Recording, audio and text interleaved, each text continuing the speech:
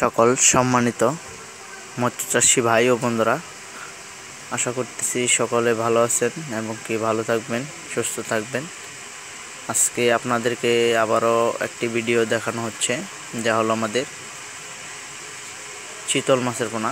যে মাছগুলো নদী থেকে বাচ্চা সংগ্রহ করে আমরা নার্সিং করে তারপরে এই মাছগুলোকে বিক্রি করে থাকি। আপনারা যে মাছগুলো দেখতে পাচ্ছেন, এটি হচ্ছে 3-4 ইঞ্চি সাইজ।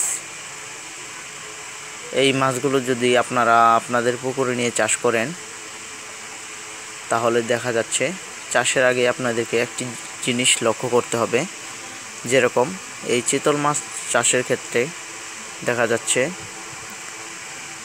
চিতল মাছ চাষে ফালানোর আগে আপনাদেরকে কিছু মাছ ছাড়তে হবে। যেরকম গিফট তেলাপিয়া, যেটা বাচ্চা দেবে, ওই তেলাপিয়া ছাড়বেন। কিংবা আপনার কিছু গুঁড়া মাছ, যেটি গুঁড়া মাছে আপনার পুকুরে বাচ্চা দেয়, মলা এবং কি তেলাপিয়া মাছ দেবেন। আর কিছু সাথে বাংলা মাছের রেণু অন্য পুকুরে নার্সিং করে, যেই পুকুরে আপনারা চিতল মাছগুলো চাষ করবেন, সেই পুকুরে চিতল মাছের খাবারের জন্য আবার এই মাছটিকে নার্সিংয়ের থেকে কাটাই করে ওটাতে দেবেন। মানে পর্যাপ্ত পরিমাণ খাবার রেখে এই চিতল মাছগুলো আপনারা চাষ করবেন।